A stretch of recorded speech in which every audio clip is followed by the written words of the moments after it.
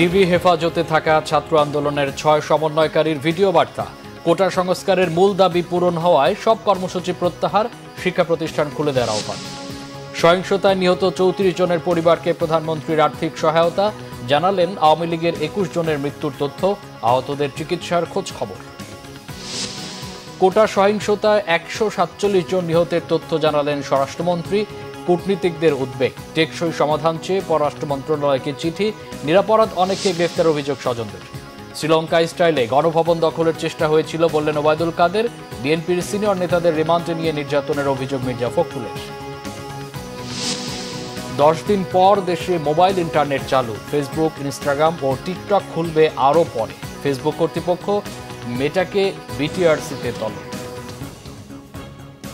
দেখছিলেন সংবাদ শিরোনাম, এবার বিস্তারিত।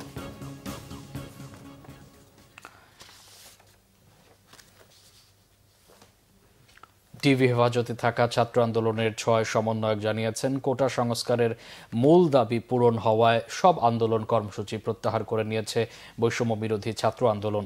সন্ধ্যায় গোয়েন্দা পুলিশের কার্যালয়ে আলোচনা শেষে এক ভিডিও বার্তায় এই ঘোষণা দেন আন্দোলনের অন্যতম সমন্বয়ক নাহিদ ইসলাম। সহিংসতায় আহত নিহত হওয়ার ঘটনায় নিন্দা জানিয়ে তদন্ত করে দ্রুত বিচারের দাবি জানিয়েছেন তিনি। বলেন, কোটা সংস্কার আন্দোলন ও তার পরিপ্রেক্ষিতে উদ্ভূত পরিস্থিতিতে অনেকে অপ্রত্যাশিতভাবে আহত ও নিহত হয়েছেন। তাছাড়া রাষ্ট্রীয় স্থাপনায় অগ্নিসংযোগ সহ নানা সহিংস ঘটনা ঘটেছে। এইসব ঘটনার তীব্র নিন্দা জানিয়ে সুষ্ঠু তদন্ত সাপেক্ষে দ্রুত বিচারের দাবি জানিয়েছেন তারা। একই সঙ্গে আহ্বান জানিয়েছেন সব শিক্ষা প্রতিষ্ঠান খুলে দেওয়ার। এ সময় আন্দোলনের আরও ৫ সমন্বয়ক সার্জিচাল আলম, হাসনাত আবদুল্লাহ, মোহাম্মদ আবু বাকের মজুমদার, আসিফ মাহমুদ ও নুসরাত তাবাসসুম উপস্থিত ছিলেন। তার প্রেক্ষিতে উদ্ভূত পরিস্থিতিতে অনেকে অপ্রত্যাশিতভাবে আহত এবং নিহত হয়েছে। তাছাড়া রাষ্ট্রীয় স্থাপনায় অগ্নিসংযোগ সহ নানা সহিংস ঘটনা ঘটেছে। আমরা এই সকল অনাকাঙ্ক্ষিত ঘটনার তীব্র নিন্দা জানাই এবং সুষ্ঠু তদন্ত সাপেক্ষে দ্রুত বিচারের দাবি জানাচ্ছি। আমাদের প্রধান দাবি ছিল কোটার যৌক্তিক সংস্কার, যা ইতিমধ্যে সরকার পূরণ করেছেন। এখন শিক্ষার সুষ্ঠু পরিবেশ নিশ্চিত করার লক্ষ্যে দ্রুত শিক্ষা প্রতিষ্ঠান খুলে দেওয়ার জন্য সরকারের প্রতি জোর আহ্বান জানাই। সার্বিক স্বার্থে আমরা এই মুহূর্তে থেকে আমাদের কর্মসূচি প্রত্যাহার করছি। প্রধানমন্ত্রী শেখ হাসিনা বলেছেন, বাংলাদেশকে নিয়ে খেলা বারবার হতে দেওয়া হবে না। সহিংসতায় খুনের সাথে জড়িতদের খুঁজে বের করে শাস্তি নিশ্চিত করতে হবে। সাম্প্রতিক সহিংসতায় নিহত ৩৪ জনের পরিবারকে গণভবনে আর্থিক সহায়তা প্রদান অনুষ্ঠানে তিনি এমন হুঁশিয়ারি দেন। সহিংসতার বিষয়ে তথ্য থাকলে আইনশৃঙ্খলা বাহিনীকে জানানোর পরামর্শ দেন প্রধানমন্ত্রী। বলেন, মানুষ মেরে ঝুলিয়ে রাখার মতো বর্বরতার সাথে জড়িতদের মানুষের নিরাপত্তার স্বার্থেই বিচার করতে হবে। রিপোর্ট সৈয়দ আব্দুল মুহিতের। কোটা সংস্কার আন্দোলনকে ঘিরে সাম্প্রতিক সহিংসতায় নিহত ৩৪ পরিবারের সদস্যদের সাথে গণভবনে সাক্ষাৎ হয় প্রধানমন্ত্রী শেখ হাসিনার। সহিংসতায় নিহতদের পরিবারকে আর্থিক সহায়তা হিসেবে দেয়া হয় পারিবারিক সঞ্চয়পত্র এবং নগদ অর্থ। উপস্থিত ছিল বেগম রোকেয়া বিশ্ববিদ্যালয়ের ইংরেজি বিভাগের শিক্ষার্থী আবু সাইদের পরিবারও। আবেগ আপ্লুত প্রধানমন্ত্রী নিহতের স্বজনদের সান্ত্বনা দেওয়ার পাশাপাশি খোঁজ খবরও নেন। বলেন, দেশের মানুষের জন্য উন্নয়ন, তাতে বাধা দেয়া বা জ্বালিয়ে পুড়িয়ে দেয়া কোনোদিনই গ্রহণযোগ্য নয়। চেয়েছি এই দেশের মানুষের জন্য একটু, কারণ আমার বাবা বলতেন দুঃখী মানুষের মুখে হাসি ফোটাও। আমি সেই চেষ্টাই করে যাচ্ছিলাম, কিন্তু এই যে বারবার যে এই ধরনের ঘটনা ঘটাবে, এই সন্ত্রাসী ঘটনা ঘটাবে, এটা তো কাম্য না। আর মানুষ কি দোষ করলো যেভাবে মানুষ খুন করতে হবে? মানুষ খুন করে সরকার পতন, এটা কবে হয়, কখন হয়? সাধারণ মানুষ কি দোষ করেছে? আমি আসলে আপনাদেরকে আমি কি বলে সান্ত্বনা দেব? আমি একটু বলবো যে আমি আপনাদের মতনই একজন, বাবা মা ভাই হারানো সেই এতিম। কাজে আপনাদের কষ্ট আমি বুঝি, আমি আছি আপনাদের জন্য, আপনাদের পাশে। কারণ এইভাবে বারবার বাংলাদেশটাকে নিয়ে খেলা, এটা আর হতে দেওয়া যায় না। কাজে আমি আপনাদেরই সাহায্য চাই। সবাইকে ধৈর্য ধরার আহ্বান জানান সরকার প্রধান। সহিংসতায় জড়িতরা ছাড় পাবে না বলেও হুঁশিয়ারি তার। আপনারা আপনজন হারিয়েছে, আপনারা একটা শোক সইতে পারেন না। আর আমি কি শোক সই নিয়ে দিন রাত পরিশ্রম করে যাচ্ছি, শুধু কেন এই দেশের মানুষের জন্য। কিন্তু আজকে এইভাবে বাধা দেওয়া, যা কিছু করি জ্বালায় পরে শেষ করে দেওয়া, এটা তো কোনো দিনই গ্রহণযোগ্য না। সাধারণ মানুষই তো সুবিধা পেত। এই মেট্রো রেলে কারা চলতে, এক্সপ্রেস ওয়েতে কারা চড়ে? মানুষের কাজ করাটাই তো আমার কাজ। আর মানুষ মেরে লাশ ঝুলিয়ে রাখার মতো এই বর্বরতা, জানোয়ারের মতো ব্যবহার, এটা কি কেউ করতে পারে? এটা কি কোনো একজন মুসলমানের লাশ ঝুলায় রাখবে পা বেঁধে? যারা এগুলির সাথে জড়িত অবশ্যই তাদের বিচার হবে, তাদের বিচার করতে হবে, নইলে মানুষের নিরাপত্তা দেওয়া যাবে না। আপনাদের কাছে শুধু এটুকু বলবো যে আপনারা সবর করেন আর আল্লাহকে ডাকেন যেন এই সমস্ত খুনি জালেম এদের হাত থেকে আমাদের দেশটা যেন রেহাই পায়। নিহতদের পরিবারের পাশে থাকার প্রতিশ্রুতিও দেন প্রধানমন্ত্রী শেখ হাসিনা। সৈয়দ আব্দুল মুহিত, বাংলা ভিশন, ঢাকা। এদিকে প্রধানমন্ত্রী শেখ হাসিনা বলেছেন, কোটা সংস্কার আন্দোলনের জামাত শিবিরের সন্ত্রাসীরা শুরুতে ঘাপটি মেরে থাকলেও এক পর্যায়ে ভয়ঙ্করভাবে আবির্ভূত হয়। যে প্রতিষ্ঠানগুলো সরকারের সফলতা ও উন্নয়নের প্রতীক, জনসেবামূলক এবং যেখানে যেখানে সাফল্য, সন্ত্রাসীরা সেসব প্রতিষ্ঠানেই হামলা করে। জনগণের কল্যাণ হয়, সরকারের সাফল্য আছে এমন সব স্থাপনায় দুষ্কৃতিকারীরা হামলা চালিয়ে ক্ষতিগ্রস্ত করেছে। গণভবনে বাংলাদেশে নিযুক্ত স্পেনের রাষ্ট্রদূত Gabriel Maria Sistiaga Ochoa de চিনচেক সৌজন্য সাক্ষাৎ করতে গেলে প্রধানমন্ত্রী এ মন্তব্য করেন। সন্ত্রাসীদের হামলার শিকার কোভিড হাসপাতাল, মেট্রো রেল, এক্সপ্রেসওয়ে, সেতু ভবন ও ডেটা সেন্টারের কথা উল্লেখ করেন তিনি। জানান, সাম্প্রতিক সহিংসতায় এখন পর্যন্ত তার দলের 21 জন নেতাকর্মী নিহত হয়েছে। নিহতদের পরিবারের সদস্য এবং আহতদের জীবন জীবিকা ও বিনামূল্যে সুচিকিৎসায় সরকারের নেওয়া পদক্ষেপের কথা উল্লেখ করেন প্রধানমন্ত্রী। কোটা সংস্কার আন্দোলনকে কেন্দ্র করে সাম্প্রতিক সহিংসতায় আহত পুলিশ সদস্যদের দেখতে বিকেলে রাজারবাগ কেন্দ্রীয় পুলিশ হাসপাতালে যান প্রধানমন্ত্রী শেখ হাসিনা। সেখানে আহত পুলিশ সদস্যদের খোঁজখবর নেন এবং উন্নত চিকিৎসার পাশাপাশি তাদের দ্রুত সুস্থতার জন্য সব ধরনের সহযোগিতার আশ্বাস দেন সরকার প্রধান। দায়িত্ব পালনের সময় আইনশৃঙ্খলা বাহিনীর সদস্যদের উপর হামলা ও নির্যাতনের কথা শুনে আবেগ আপ্লুত হয়ে পড়েন প্রধানমন্ত্রী। পরে প্রধানমন্ত্রী শেখ হাসিনা রাজধানী শাহবাগে বঙ্গবন্ধু শেখ মুজিব মেডিকেল বিশ্ববিদ্যালয় হাসপাতালে যান। সেখানেও সাম্প্রতিক কোটা আন্দোলনে সহিংসতায় আহত হয়ে চিকিৎসাধীনদের খোঁজখবর নেন, তাদের সর্বোচ্চ চিকিৎসা নিশ্চিত নির্দেশ দেন, পাশাপাশি সহযোগিতারও আশ্বাস দেন প্রধানমন্ত্রী শেখ হাসিনা।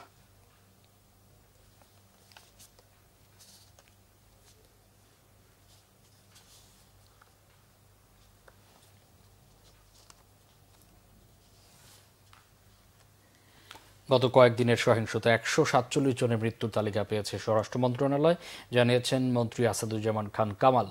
নিজেদের জানমাল রক্ষা আইনশৃঙ্খলা বাহিনী বাধ্য হয়ে গুলি চালিয়েছে বলেও দাবি তার।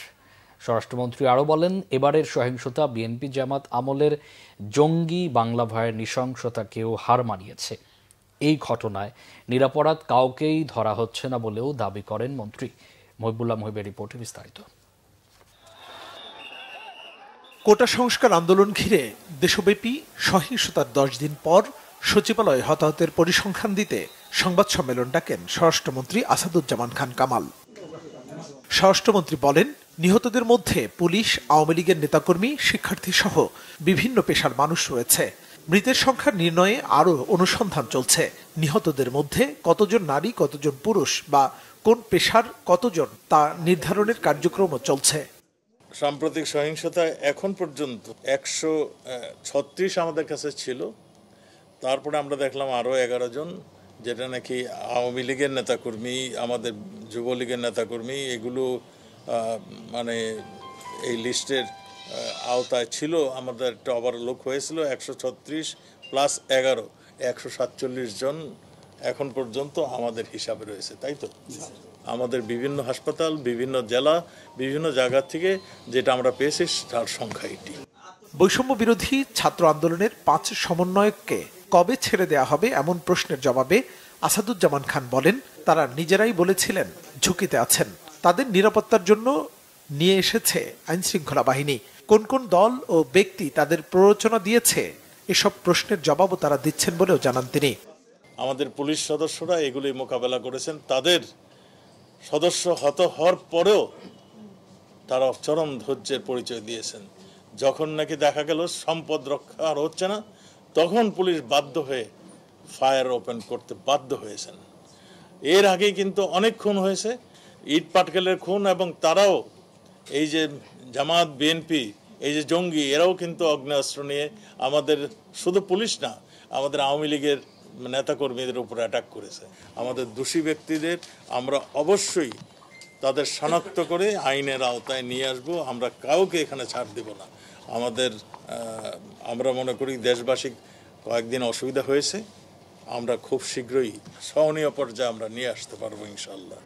দেশব্যাপী অভিযানে এ পর্যন্ত গ্রেফতারের সংখ্যা দিতে পারেননি স্বরাষ্ট্রমন্ত্রী আসাদুজ্জামান খান কামাল। মুহিবুল্লাহ মুহিব, বাংলা ভিশন, ঢাকা। এদিকে কোটা আন্দোলনকে কেন্দ্র করে উদ্ভূত সংকটের টেকসই সমাধানের আহ্বান জানিয়ে পররাষ্ট্র মন্ত্রণালয়কে চিঠি দিয়েছে যুক্তরাষ্ট্র, যুক্তরাজ্য ও ইউরোপীয় ইউনিয়ন সহ 14টি বিদেশি মিশন। চিঠিতে গত কয়েকদিনের ঘটনায় প্রাণহানি ও সম্পদ ধ্বংসের ঘটনায় গভীর উদ্বেগ প্রকাশ করা হয়েছে।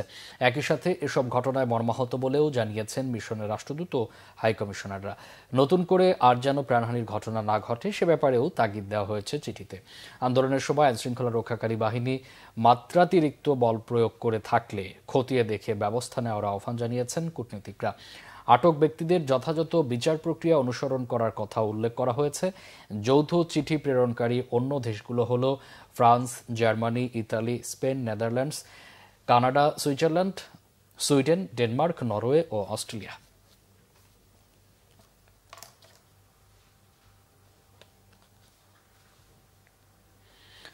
কোটা সংস্কার আন্দোলনকে ঘিরে রাজধানীতে ঘটে যাওয়া সহিংসতায় জড়িত সন্দেহে আটক ব্যক্তিদের জামিন চাইতে পুরনো ঢাকার আদালত পাড়ায় স্বজনদের ভিড় বেড়েই চলছে। নিরপরাধ অনেককেই গ্রেফতার করা হয়েছে বলে অভিযোগ স্বজনদের। আটক সদস্যদের জন্য জামিন চাইতে দিনভর আদালতের এক প্রান্ত থেকে অন্য প্রান্তে স্বজনদের দিশেহারা হয়ে ছুটতে দেখা যায়। তাদের অভিযোগ, কি অপরাধে কোন মামলায় আটক করা হচ্ছে সেই তথ্যও দিচ্ছে না আইনশৃঙ্খলা বাহিনী। দাঁড়িয়ে থাকা সারি সারি প্রিজন ভ্যানের মধ্যে নিজের ভাইকে খুঁজছিলেন আরেক ভাই। 7 দিন আগে বন্ধুর কাছে পাওনা টাকা চাইতে নারায়ণগঞ্জের সাইনবোর্ড এলাকায় যান ছোট ভাই মাইনুদ্দিন। রাজধানীর মিরপুরের বেনারসি পল্লী থেকে কাপড়ের দোকানের কর্মচারী তাজুলকে তুলে নেওয়ার অভিযোগ করলেন স্বজনরা। আইনজীবীরা বলছেন, কোন মামলায় কাউকে গ্রেফতার বা আটক করা হলে পরিবার ও আইনজীবীকে তথ্য দেওয়া বাধ্যতামূলক। আইনশৃঙ্খলা বাহিনীর ঊর্ধ্বতন কর্মকর্তাদের সেটি নজরে রাখা উচিত বলেও মনে করেন তারা। মডেল থানার ওসি ফোন ধরার পরে বলতেছে যে আপনার বাইরে তো আমি ধরে নিয়ে এসেছি, সে জ্বালা পোড়ার সাথে জড়িত আছে। এই কথার ভিত্তিতে তারা নিয়ে আসছে। পরে আমরা থানায় যেয়ে চেষ্টা করলাম, কোনোভাবেই পারলাম না। তারপরে আমরা বাধ্য হয়ে আবার গেছি পল্লবীতে, যে ওখানেও থাকতে পারে, ওখানেও গেছি, ওখানেও এন্ট্রিতে ওর কোনো নাম নাই, ওখানে নেয়নি। তারপরে এখন কি করবো, পরে আবার রাতে 10টার দিকে আমরা ডিবি অফিসে গেছি, সেখানে যেও কোনো ইনফরমেশন পাই নাই। ওখান থেকে ঘুরে আসতে হয়েছে, রাত 12টা বাজে আমরা ওয়েট করে তারপরে ঘুরে আসছি। এরপরে এখন ওনারাই বললো যে সকালে হয়তো কোর্টে চালান করা হইতে পারে, তো সেই কারণে কোর্টে আসছি। সকাল 7টা সাড়ে 7টার দিকে আসছি, এখন পর্যন্ত এভাবেই আসছি, এখনো আমরা কোনো খবর পাই নাই। তো একটা মানুষ কথাও বলতে পারবে না, মানে সত্য ন্যায় নিয়ে কথা বলাটাও, মানে তুমি চোখে দেখবা, কানে শুনবে, বাট মুখে তুমি কিছু বলতে পারবে না। আমার আব্বাই ফোন দিয়েছিল বাড়ির থেকে যে তুমি কই আছো, কইছে যে আমি সাইনবোর্ড আছি, আইতে আছেন। এর মধ্যে 10 মিনিট পরেই ওর মোবাইলে আর আমরা সংযোগ পাইনি, আর আমার আব্বাইও পায় না, কেউ আর পায় না। ওই থেকেই আর খোঁজ খবর আমরা পাই না। আমরা থানায়, ডিবিতে, বিভিন্ন জায়গায় খবর নিছি, এখনও পর্যন্ত তার কোনো খোঁজ আমরা, হাসপাতালে গেছি, ঢাকা মেডিকেল গেছি, মর্গে গেছি, কোনো জায়গায় তার কোনো খোঁজ পাইতে আসি না। থানার থেকে এককালে হুদাহুদি ধরছে আমার ভাইটারে, বাসা থেকে বিয়ে খাইছে, এর থেকে হুদাহুদি ধরছে আমার ভাইটারে। ছেলেটারে লইছে যে ছেলেটার মনে হয় অনেক মামলা দিয়ে দিছে, অনেক ধরনের মামলা দিয়ে দিছে। 7 দিন দিছে রিমান্ড। এখন মনে করেন এই ধরছি উকিলে 3 দিনই মঞ্জুর করছে। আওয়ামী লীগের সাধারণ সম্পাদক ওবায়দুল কাদের বলেছেন, কোটা আন্দোলনের সহিংস পরিস্থিতি এড়াতেই কারফিউ জারি করা হয়েছিল। শ্রীলঙ্কা স্টাইলে গণভবন দখলের ষড়যন্ত্র ছিল বলেও জানান তিনি। বলেন, এখনও দেশ বিদেশে নানান ষড়যন্ত্র হচ্ছে। নির্লজ্জের মতো সরকারের বিরুদ্ধে মাঠে নেমেছেন নোবেল বিজয়ী ডক্টর ইউনূস। বিস্তারিত সৈকত সাদিকের প্রতিবেদনে। নিম্ন আয়ের মানুষের মাঝে রবিবার দুপুরে রাজধানীর তেজগাঁওয়ে ঢাকা জেলা আওয়ামী লীগ কার্যালয়ে খাদ্য সামগ্রী বিতরণ করেন আওয়ামী লীগ সাধারণ সম্পাদক ওবায়দুল কাদের। এ সময় দেশের চলমান পরিস্থিতি তুলে ধরে তিনি বলেন, কোটা সংস্কার আন্দোলনে ভর করে বিএনপি জামাত দেশের সম্পদ ধ্বংস করেছে। তাদের এই নৃশংসতা ৭১-এর হানাদার বাহিনীকে হার মানিয়েছে। লন্ডনে পলাতক গণ অভ্যুত্থান ঘটিয়ে শ্রীলঙ্কা স্টাইলে প্রধানমন্ত্রীর বাড়ি দখল করার টার্গেটও ওই রাতে ছিল যদি কারফিউ জারি না হতো। এই আন্দোলনে আওয়ামী লীগ আক্রান্ত, আক্রমণকারী নয় বলেও দাবি করেন ওবায়দুল কাদের। বিএনপির মহাসচিবের জাতীয় ঐক্যের আহ্বানেরও সমালোচনা করেন তিনি। তাদের আহ্বানে তাদের দোসররা সাড়া দেবে, এটাই স্বাভাবিক। মাথা যেদিকে যাবে লেজও তাই অনুসরণ। কোটা আন্দোলন ইস্যুতে বিশ্বের বিভিন্ন দেশ ও সংস্থার বিবৃতি নিয়েও প্রশ্ন আওয়ামী লীগ সাধারণ সম্পাদকের। কঠোর সমালোচনা করেন ডক্টর ইউনূসেরও। আজকে ইউনূস কত নির্লজ্জ, তিনি ভারতকে অনুরোধ করেন শেখ হাসিনাকে থামাতে। শেখ হাসিনা আক্রান্ত, আক্রমণকারী নয়, তাকে থামাবে। তিনি এবার সাক্ষাৎকারে নতুন নির্বাচন দাবি করেছে। চিনতে পেরেছেন? কোটা আন্দোলন, অগ্নিসন্ত্রাস, সাম্প্রতিক সহিংসতার সাথে এই বিবৃতির সংযোগ আছে কিনা তা ভেবে দেখা দরকার। ওবায়দুল কাদেরের দাবি, কারফিউ দিয়ে সেনাবাহিনী নামানো হলেও তারা কোথাও একটি গুলিও ছোড়েনি। আমি চ্যালেঞ্জ করছি, সেনাবাহিনী কোথাও একটা গুলিও ছোড়েনি। সৈকত সাদিক, বাংলা ভিশন, ঢাকা। বিএনপির মহাসচিব মির্জা ফখরুল ইসলাম আলমগীর জানিয়েছেন, সারা দেশে দলের ৯,০০০-এর বেশি নেতাকর্মীকে গ্রেফতার করা হয়েছে। গ্রেফতার করা সাবেক মন্ত্রী ও এমপি সহ বিএনপির অসুস্থ সিনিয়র নেতাদের নিষিদ্ধ সন্ত্রাসীদের মতো ৫ থেকে ৭ দিন করে রিমান্ডে নিয়ে নির্যাতন করা হচ্ছে। এক বিবৃতিতে বিএনপি মহাসচিব বলেন, অসংখ্য নেতাকর্মীদের গ্রেফতার করে রিমান্ডে নিয়ে নির্যাতন করা হয়েছে। জেলখানার ভিতরেও নেতাকর্মীদেরকে নির্মম নির্যাতনের মধ্যে রাখা হয়েছে, যা অত্যন্ত অমানবিক ও আইনের পরিপন্থী। কোটা সংস্কার আন্দোলনের সময় গ্রেফতার সিরাজগঞ্জ পৌরসভার বিএনপির সদস্য সঞ্জীব ভূঁইয়াকে পুলিশ নির্মমভাবে পিটিয়ে গুরুতর জখম করার পর রবিবার তিনি মারা গেছেন। বিএনপি মহাসচিব বলেন, কোটা সংস্কার আন্দোলনকে নিয়ে সরকার দ্বিমুখী নীতি অবলম্বন করছে। একদিকে সরকারের পক্ষ থেকে বলা হচ্ছে নিরীহ ছাত্রছাত্রী ও কোটা সংস্কারের নেতাদেরকে নির্যাতন করা হবে না, অপরদিকে শিক্ষার্থীদেরকে গ্রেফতার অব্যাহত রয়েছে। সারা দেশে যারা প্রকাশ্যে সাধারণ ছাত্রদের বুকে গুলি চালিয়ে হত্যা করল, তাদের একজনকেও গ্রেফতার করা হয়নি, বরং তাদের নিয়ে সরকার প্রধান মায়াকান্না করছেন। অবিলম্বে সরকারের পদত্যাগের দাবি জানান তিনি। দ্বিতীয় দফায় 5 দিনের রিমান্ডে পাঠানো হয়েছে বিএনপির সিনিয়র যুগ্ম মহাসচিব রুহুল কবির রিজভী, জামাতে ইসলামীর সেক্রেটারি জেনারেল মিয়া গোলাম পরোয়ার ও গণ অধিকার পরিষদের সভাপতি নুরুল হক নূরকে। রবিবার ঢাকার চিফ মেট্রোপলিটন ম্যাজিস্ট্রেট সিএমএম আদালত কাফরুল থানার এক মামলায় এই 3 নেতাসহ 8 জনের 5 দিনের রিমান্ড মঞ্জুর করে। রিমান্ডের অন্য 5 জন হলেন যুবদলের সাবেক সভাপতি সুলতান সালাউদ্দিন টুকু, ঢাকা মহানগর উত্তর বিএনপির সদস্য সচিব আমিনুল হক, বিএনপির নেতা MA সালাম, সাইদুল হক বাবুল ও সালেহিন। এর আগে রামপুরা থানার মামলায় রুহুল কবির রিজভী, সুলতান সালাউদ্দিন, আমিনুল ইসলাম ও জামাত নেতা মিয়া গোলাম পরোয়ারের 5 দিনের রিমান্ড মঞ্জুর করেছিলেন আদালত। আর বনানী থানার মামলায় নুরুল হকের 5 দিনের রিমান্ড মঞ্জুর করা হয়েছিল। ওই রিমান্ড চলাকালে ডাকসুর সাবেক ভিপি নুরুল হকের উপর নির্মম নির্যাতন চালানো হয়েছিল বলে গতকাল সংবাদ সম্মেলন করে অভিযোগ করেছেন তার পরিবারের সদস্যরা। কোটা সংস্কার আন্দোলন ঘিরে সহিংসতার মধ্যে ওই নেতাদের গ্রেফতার করা হয়। এদিকে রাজধানীর যাত্রাবাড়ি থানায় করা মামলায় 17 বছরের কিশোর হাসনাতুল ইসলাম ফাইয়াজকে রিমান্ডে নেওয়া হবে না বলে হাইকোর্টকে জানিয়েছে রাষ্ট্রপক্ষ। শিশু হিসেবে ঘোষণা করে ফায়াজের রিমান্ড বাতিল করে তাকে শিশু উন্নয়ন কেন্দ্রে পাঠানোর আদেশ দেওয়া হয়েছে। রবিবার ফাইয়াজকে রিমান্ডে নেওয়ার বৈধতা চ্যালেঞ্জ করে রিটের শুনানিতে বিচারপতি মোহাম্মদ খুরশিদ আলম সরকার ও বিচারপতি SM মনিরুজ্জামানের হাইকোর্ট বেঞ্চে এই নির্দেশনা দেওয়া হয়। কলেজ ছাত্র হাসনাতুল ইসলাম ফাইয়াজকে শনিবার ঢাকার সিএমএম আদালতে হাজির করা হলে তদন্তকারী কর্মকর্তার আবেদনে আদালত 7 দিনের রিমান্ড মঞ্জুর করেন। এদিন অভিযুক্তকে শিশু হিসেবে দাবি করা হলেও তার পক্ষে বয়সের প্রমাণ দিতে না পারায় আদালত রিমান্ড মঞ্জুর করে। কোটা আন্দোলনের সময় গত 19 জুলাই মাতোয়াইলে এক পুলিশ সদস্যকে হত্যার পর ঝুলিয়ে রাখার মামলায় 17 জনের মধ্যে 16 নম্বর আসামি করা হয় শিশু ফাইয়াজকে।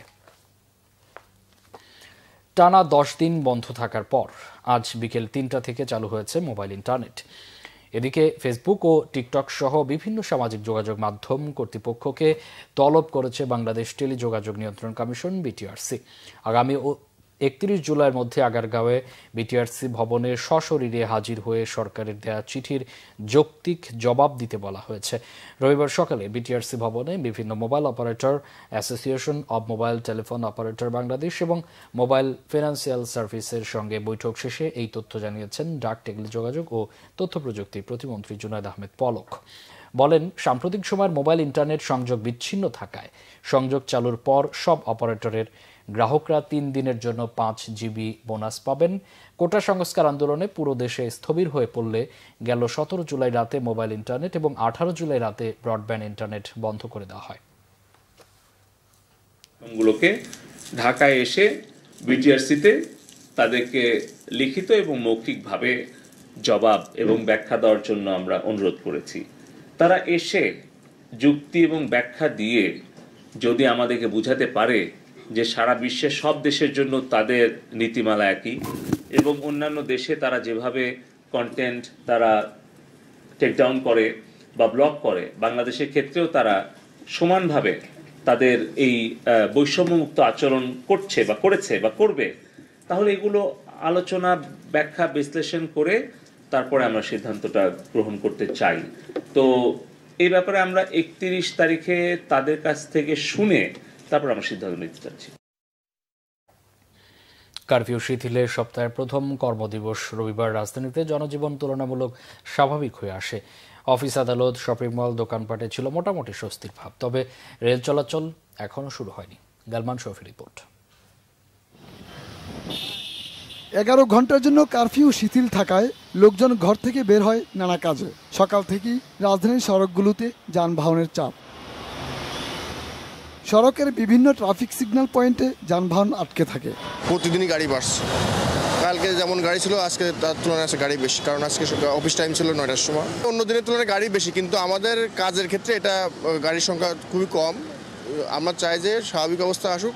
পরিস্থিতির উন্নতি হওয়ায় রাজধানী থেকে দূরপাল্লার বাসগুলো বিভিন্ন গন্তব্যে ছেড়ে যায়। আমি দিনাজপুরে যাব, বিরামপুরে। শান্তিপূর্ণ বজায় বিরাজ করতেছে, বিদায় পাবলিকও রাস্তাঘাটে বেরোচ্ছে। আমাদের পরিবহনে কম বেশি টুকটাক যাত্রী হয়, পর্যায়ক্রমে যাত্রী একটু বেরোতেছে। হ্যাঁ, মনে হয় যে দেশে শান্তি বিরাজ হচ্ছে। কারফিউ ছিল, সেখানে যেতে পারিনি, এখন যাচ্ছি, সেখানে ফ্রি হয়েছে, সেখানে যেতে পারতেছে। কারফিউ শিথিল থাকলেও সড়ক ও গুরুত্বপূর্ণ স্থাপনাগুলোতে সতর্ক অবস্থানে সেনাবাহিনী এবং বিজিবি সদস্যরা। পরিস্থিতি তুলনামূলক স্বাভাবিক হওয়ায় খুলেছে শপিং মল। ক্ষুদ্র ব্যবসায়ীরা পণ্যের পসরা সাজায় ফুটপাতে। ইন্টারনেট করলাম, মার্কেট টার্কেট ভালোই চলতেছে, লোকজন আছে, স্বাভাবিক। আজকে সবই শান্তি মতনই করতে পেরেছি, এরকমই থাক অবস্থা। সকাল 10:30 দোকান খুলে 4টা পর্যন্ত মার্কেট, এর ভিতর কোনো কাস্টমার বাড়িতে পারে বলেন? কাজে বের হইলেও আপনি হচ্ছে আমাদের হচ্ছে যে সিকিউরিটি, সেই নিরাপত্তা পাচ্ছি না, আর ঢাকায় হচ্ছে থাকতে পারতেছি না। কার্পুর ছাড়ছে, মনে হয় টুকটাক, মনে হয় 2-3 ঘন্টা দোকানদারি করে যাও, আল্লাহ রিজিকে যা দেয়, শুকরিয়া আলহামদুলিল্লাহ। এদিকে আবার কবে নাগাদ রেল চলাচল শুরু হবে তা জানাতে পারেনি কমলাপুরের স্টেশন কর্তৃপক্ষ। গালমান শফি, বাংলা ভিশন, ঢাকা। সাবেক ভূমিমন্ত্রী সাইফুজ্জামান চৌধুরীর নামে যুক্তরাজ্যের 350টি বাড়ির বিষয়ে তদন্ত করতে দুর্নীতি দমন কমিশন দুদককে নির্দেশ দিয়েছে হাইকোর্ট। আর সাবেক আইজিপি বেনজির আহমেদের বিরুদ্ধে অস্বাভাবিক লেনদেনের প্রমাণ পেয়েছে দুদক। বেনজিরের দুর্নীতির তদন্তের অগ্রগতি প্রতিবেদন হাইকোর্টে জমা দিয়ে এই তথ্য জানিয়েছে সংস্থাটি। আহমেদ সারোয়ারের রিপোর্ট। সাবেক ভূমিমন্ত্রী সাইফুজ্জামান চৌধুরীর নিজ নামে যুক্তরাজ্যে 350টি বাড়ি থাকার খবর সম্প্রতি গণমাধ্যমে প্রকাশ হলে বিষয়টির অনুসন্ধান চেয়ে এক আইনজীবী হাইকোর্টে রিট করেন। রিটের প্রাথমিক শুনানি নিয়ে বিচারপতি আবু তাহের মোহাম্মদ সাইফুর রহমানের হাইকোর্ট বেঞ্চ বিষয়টি তদন্তের নির্দেশ দেয়। তিনি অবৈধভাবে বাংলাদেশ থেকে টাকা নিয়ে 350টি বাড়ি কিনেছেন, যার মূল্য হলো 2770 কোটি টাকা, বাংলাদেশের মোট জিডিপির 1 অংশ। কমিশন হাইকোর্টের আদেশ, আইন বিধিমালা অনুযায়ী যথাযথ আইনগত ব্যবস্থা নিয়ে ওনার দরখাস্ত নিষ্পত্তি করবে। এদিকে রোববার বিচারপতি নজরুল ইসলাম তালুকদার ও বিচারপতি কাজী আবাদত হোসেনের দ্বৈত বেঞ্চে সাবেক আইজিপি বেনজিরের নামে প্রতিবেদন জমা দিয়েছে দুদক। অস্বাভাবিক লেনদেনের বিষয়টি দুদকের অনুসন্ধানকারী দল খতিয়ে দেখছে। পাশাপাশি দেশের বাইরে আরও কিছু রয়েছে কিনা সেটিও খতিয়ে দেখা হচ্ছে বলে জানিয়েছে দুদক। কি দিনে বা পরপর 2 দিন 3 দিনের মধ্যে বেশ অনেক কয়েক কোটি টাকা উঠিয়ে নিয়েছে, কোন ব্যাংক থেকে উঠিয়েছে, কীভাবে উঠিয়েছে, সে অ্যাকাউন্ট নাম্বার কত, এফডিআর নাম্বার কত তারিখ টাকাটা উঠিয়েছে, আমরা পুঙ্খানু ব্যাখ্যা দিয়ে দিয়েছি। এবং আমরা বলেছি এগুলোতে দুদকের কাছে মনে হচ্ছে এগুলি সন্দেহজনক লেনদেন। অনুসন্ধান যে পর্যন্ত হয়েছে তার সর্বশেষ আপডেট দিয়েছি।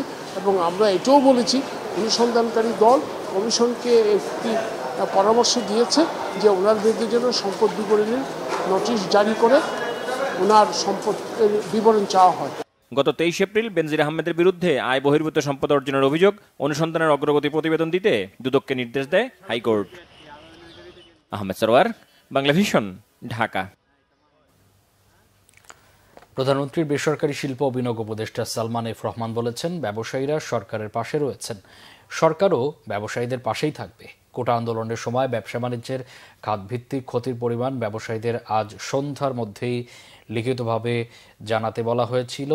বিসিসিআই সভাপতি মাহবুবুল আলম জানিয়েছেন, ব্যবসায়ীদের প্রণোদনার দেবার বিষয়টি আলোচনা হবে ক্যাবিনেট মিটিংয়ে। গোলাম মইনুল হাসানের রিপোর্ট। কোটা বিরোধী আন্দোলনকে ঘিরে সহিংসতা, ইন্টারনেট বিভ্রাট, কারফিউ ও নির্বাহী আদেশের ছুটির কারণে ক্ষতির মুখে পড়েছে ব্যবসা বাণিজ্য। 18 জুলাই থেকে 23 জুলাই এর 6 দিনের দৈনিক গড়ে 11,700 কোটি টাকা ক্ষতির দাবি ব্যবসায়ী মহলের। এমন প্রেক্ষাপটে রাজধানীতে বিডা কার্যালয়ে ব্যবসায়ীদের সাথে মত বিনিময় করেন প্রধানমন্ত্রীর বেসরকারি শিল্প বিনিয়োগ বিষয়ক উপদেষ্টা সালমান এফ রহমান। প্রায় 3 ঘন্টার বৈঠকে বাণিজ্য প্রতিমন্ত্রী, বিদ্যুৎ ও জ্বালানি প্রতিমন্ত্রী এবং আইসিটি প্রতিমন্ত্রী উপস্থিত ছিলেন। পরে সংবাদ সম্মেলনে কথা বলেন প্রধানমন্ত্রীর উপদেষ্টা।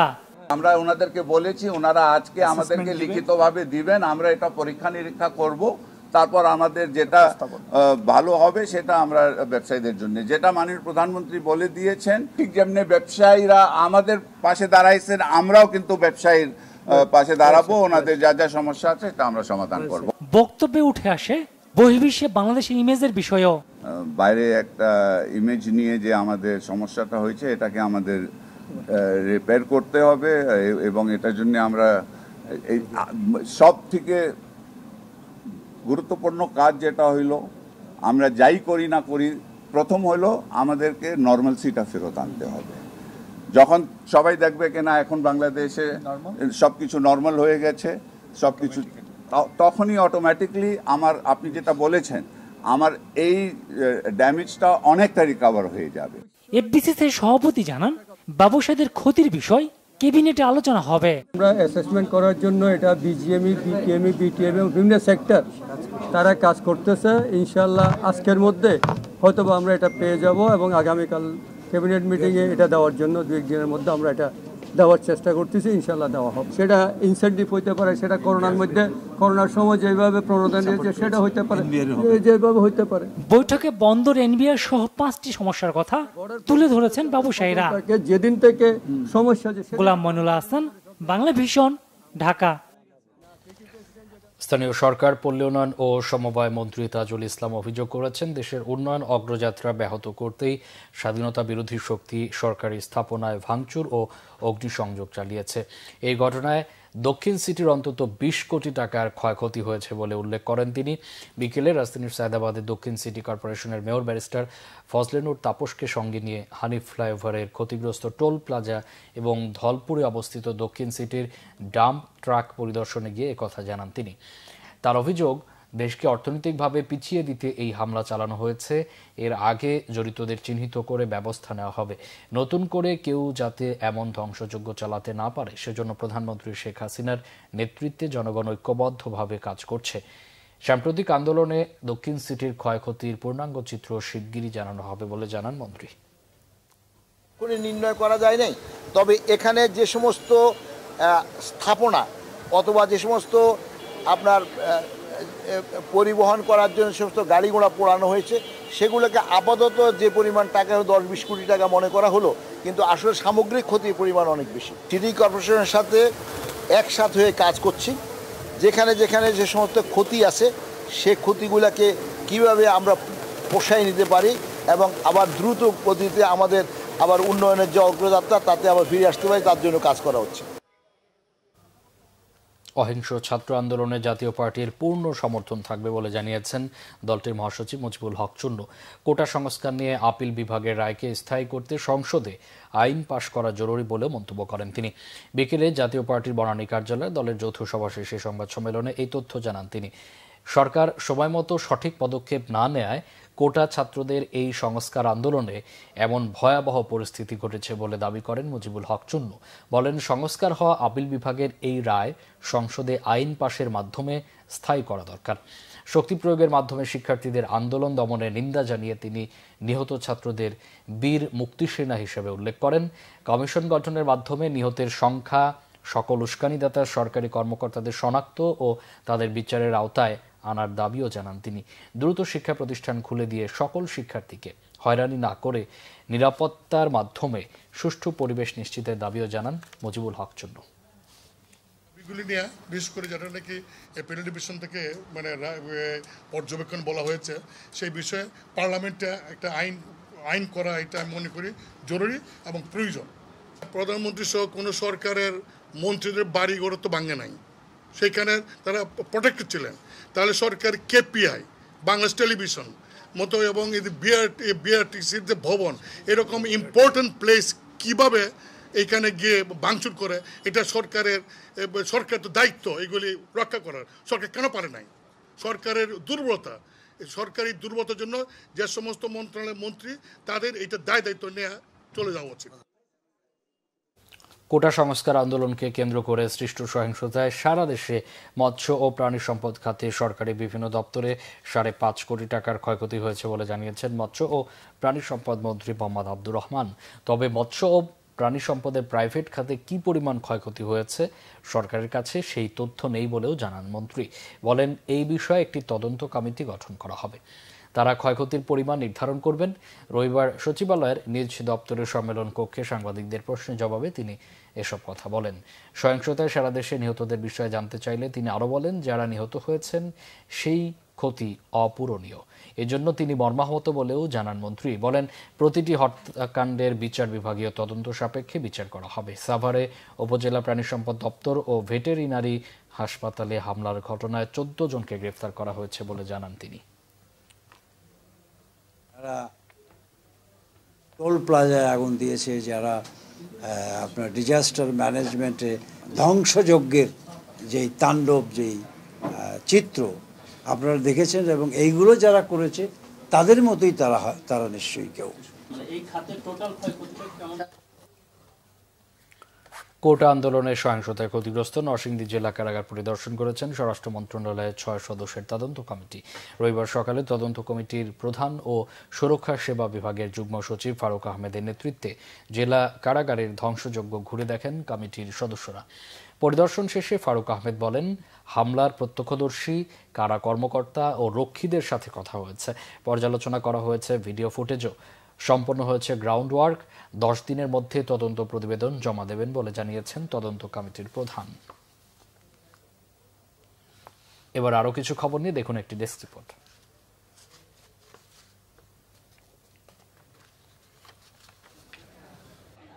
ঢাকা মহানগরীর Postogola, Tikatuli, new market science laboratory, Mirpur ও গাবতলীতে অবস্থিত রূপালী ব্যাংকের শাখাগুলো গেল 2 দিন ঘুরে দেখেছেন প্রতিষ্ঠানের সিইও মোহাম্মদ জাহাঙ্গীর। পরে তিনি হযরত শাহজালাল আন্তর্জাতিক বিমানবন্দরে অবস্থিত ব্যাংকের বৈদেশিক মুদ্রা ক্রয় বিক্রয়ে 24 ঘণ্টা নিয়োজিত 2টি বুথের কার্যক্রমও পরিদর্শন করেন। এ সময় ব্যাংকের শাখাগুলোর নিরাপত্তা ব্যবস্থার খোঁজ খবর নেন এবং গ্রাহক সেবায় যাতে কোনো অসুবিধা না হয় সেই বিষয়ে নির্দেশনা দেন সংশ্লিষ্টদের। এ সময় তার সাথে ছিলেন ব্যাংকের কোম্পানি সচিব শাহেদুর রহমান এবং মহাব্যবস্থাপক আবু নাসের মোহাম্মদ মাসুদ। দেশের প্রতিটি জেলায় বিভিন্ন ক্রীড়া প্রতিযোগিতা আয়োজনের উদ্যোগ নিয়েছে ওয়ালটন। এরই ধারাবাহিকতায় কুষ্টিয়ার দৌলতপুরে হয়ে গেল দিনব্যাপী ফুটবল টুর্নামেন্ট। হোসেনাবাদ মাধ্যমিক বিদ্যালয় ফুটবল মাঠে এর আয়োজন করে ওয়ালটনের পরিবেশক প্রতিষ্ঠান শাফিম ইলেকট্রনিক্স। প্রধান অতিথি ছিলেন স্থানীয় সংসদ সদস্য রেজাউল হক চৌধুরী। হোসেনাবাদ মাধ্যমিক বিদ্যালয়ের সভাপতি সর্দার আব্দুল খালেক, বাংলাদেশ ফুটবল ফেডারেশনের টেকনিক্যাল ডিপার্টমেন্টের অ্যাডমিনিস্ট্রেটর মাহবুব আলম পলো উপস্থিত ছিলেন এ সময়। টুর্নামেন্টে বিজয়ী রানা একাডেমি ফুটবল একাদশ দলকে ওয়ালটন ফ্রিজ এবং runner up Kamalpur football academy দলকে ওয়ালটন টেলিভিশন পুরস্কার দেওয়া হয়। দেশব্যাপী সহিংসতায় নিহতদের আত্মার শান্তি ও আহতদের দ্রুত সুস্থতা কামনায় বিশেষ প্রার্থনা সভার আয়োজন করে রাজধানীর সবুজবাগ থানার বরদেশ্বরী কালীমাতা মন্দির ও শ্মশান পরিচালনা কমিটি। প্রার্থনা সভায় পৌরোহিত্য করেন মন্দিরের প্রধান পুরোহিত গোপাল চক্রবর্তী। এতে সভাপতিত্ব করেন মন্দির কমিটির সভাপতি ও ডিএসসিসির ৫ নম্বর ওয়ার্ড কাউন্সিলর চিত্তরঞ্জন দাস। প্রার্থনা শেষে উপস্থিত ভক্তদের মাঝে প্রসাদ বিতরণ করা হয়। Bangla vision news desk. সংবাদ শেষ করব শিরোনামগুলো আরেকবার জানিয়ে।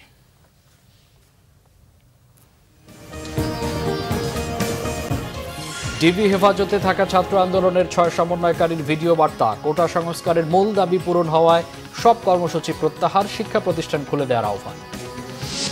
সহিংসতায় নিহত ৩৪ জনের পরিবারকে প্রধানমন্ত্রীর আর্থিক সহায়তা, জানালেন আওয়ামী লীগের ২১ জনের মৃত্যুর তথ্য, আহতদের চিকিৎসার খোঁজ খবর। কোটার সহিংসতায় ১৪৭ জন নিহতের তথ্য জানালেন স্বরাষ্ট্রমন্ত্রী। কূটনীতিকদের উদ্বেগ, টেকসই সমাধান চেয়ে পররাষ্ট্র মন্ত্রণালয়কে চিঠি, নিরাপরাধ অনেকে গ্রেফতারের অভিযোগ স্বজনদের। শ্রীলঙ্কা স্টাইলে গণভবন দখলের চেষ্টা হয়েছিল বললেন ওবায়দুল কাদের। বিএনপির সিনিয়র নেতাদের রিমান্ডে নিয়ে নির্যাতনের অভিযোগ মির্জা ফখরুলের। 10 দিন পর দেশে মোবাইল ইন্টারনেট চালু। ফেসবুক, ইনস্টাগ্রাম ও টিকটক খুলবে আরও পরে। ফেসবুক কর্তৃপক্ষ মেটাকে বিটিআরসিতে তলব।